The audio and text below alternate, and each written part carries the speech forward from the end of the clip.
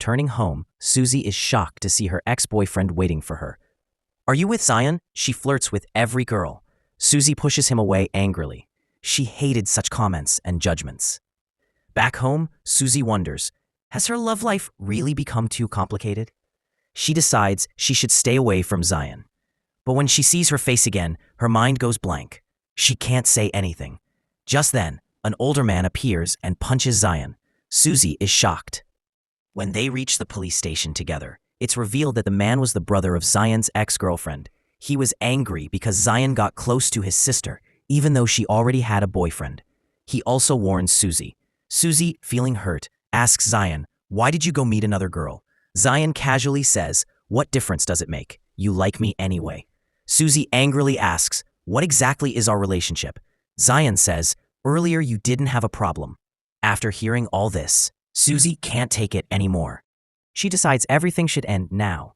Seeing Zion's cold behavior, Suzy finally walks away from her. Back at home, she's about to throw the dress, but her hand stops. In the end, she clings to the dress and cries all night long. After Zion's departure, Suzy's life slowly begins. She begins to return to normal, but sometimes her thoughts still drift into Zion's memories. One day, Suzy sees a gift hanging at her gate, earrings and a necklace. She remembers when she fell hard. Her necklace had broken, and now Zion had noticed and gifted her a replacement. Suzy picks up the phone and calls Zion, but the number is disconnected. Then, the two meet again on a stairway.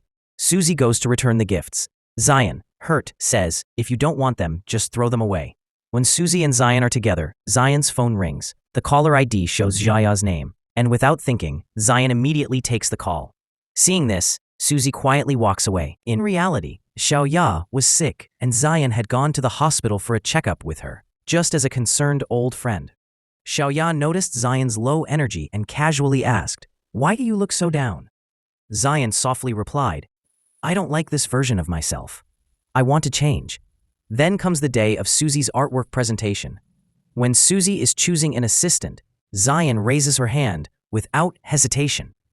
Suzy is surprised by this gesture. Zion holds her hand while looking deeply at her, as if wanting to say something. Suzy gets a little shy and glances at her junior, then slowly pulls her hand back. Zion's workshop, without talking about anything personal, focusing only on the work. Surprisingly, they fall into perfect sync, and Suzy starts to feel the sense of old familiarity again. From a distance, Xiaoya observes them and starts to feel jealous inside. One day, while Suzy is getting water, Xiaoya intentionally calls Zion and drops her lighter on the floor. Seeing the lighter, Suzy is shocked and asks, "What's your relationship with him?" Xiaoya confidently says, "I'm Zion's ex, and I'm still with her." Suzy responds in a tough tone and then suddenly disappears. Classmates ask Zion about Suzy, but Zion doesn't know. Her mind stays distracted, but Xiaoya pretends she doesn't know anything. In reality, Suzy had returned to her hometown. There, she learns from her auntie that Duhi has also returned and is planning to open a noodle shop. A few days later, Suzy's friends finally find her contact and decide to visit her. They tell her they should go to Duhi's cafe too. Suzy doesn't refuse. She only says, "Don't tell Zion." Zion, who is unable to make sense of anything without Suzy, finally goes to Xiaoya and expresses her confusion.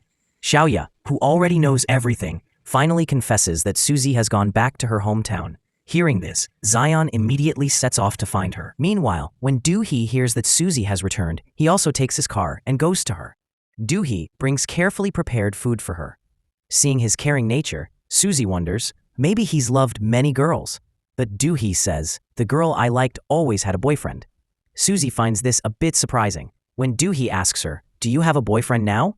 Hearing this, Duhi becomes so happy he gulps down his drink in one go. Then, Duhi softly confesses that he has liked Suzy since childhood.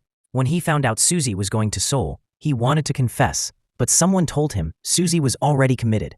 Because of that misunderstanding, he never opened his heart and couldn't even say goodbye. Once those misunderstandings are cleared, the two grow closer. At night, after a bit too much drinking, they sit in the car, talking. Duhi softly says, "I'm really happy to see you again." Then he notices that Suzy has already fallen asleep on his shoulder. He gently adjusts her head and quietly covers her with a blanket.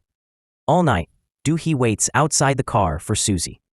In the morning, when Suzy sees that he's been curled up outside the whole time, her heart softens. Meanwhile, Zion sits in the same spot where Suzy once sat, replaying their old memories. Over time, Suzy unknowingly begins sculpting again, and the sculpture starts resembling Zion.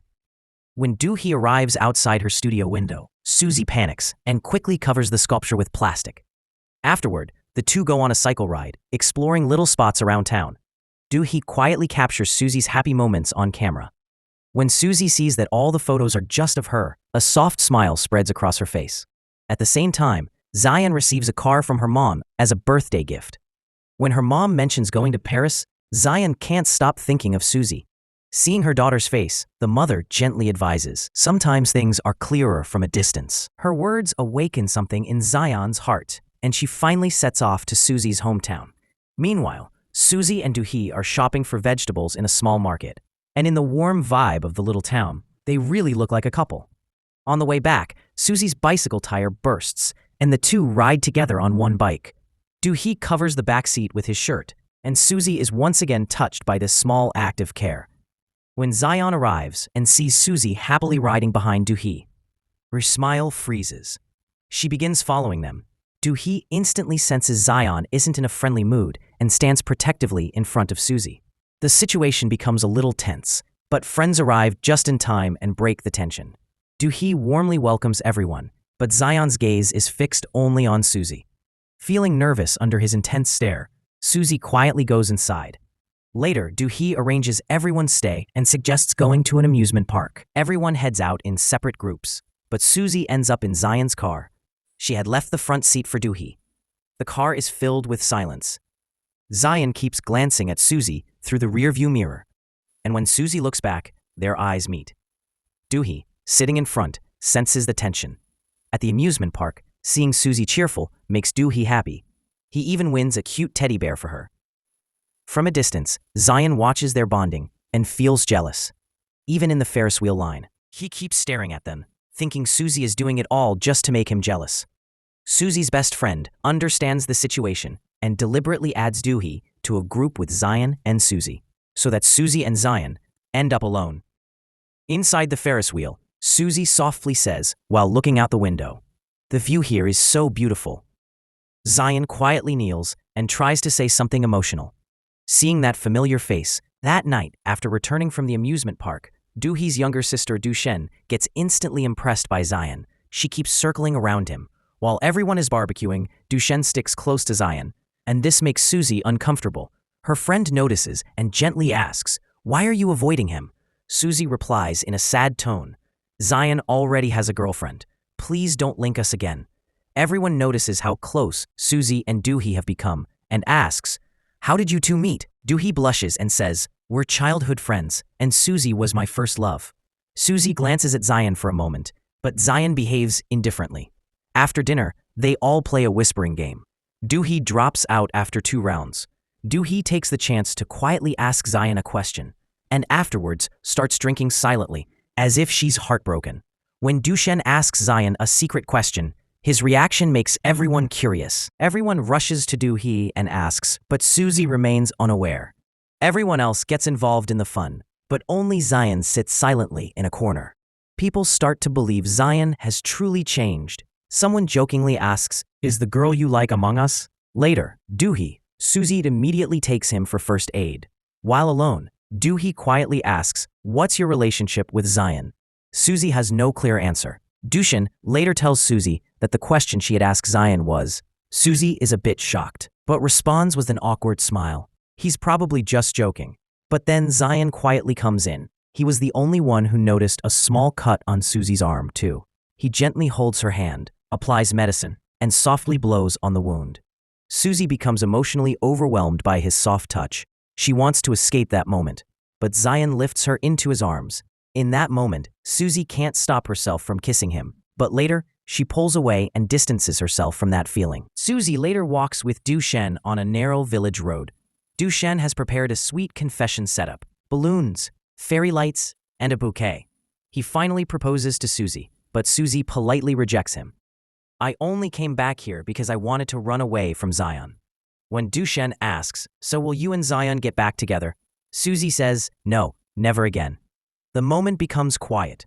Suzy's tears fall silently. and Dushen opens his arms. But Susie just walks away. Susie is leaving him behind.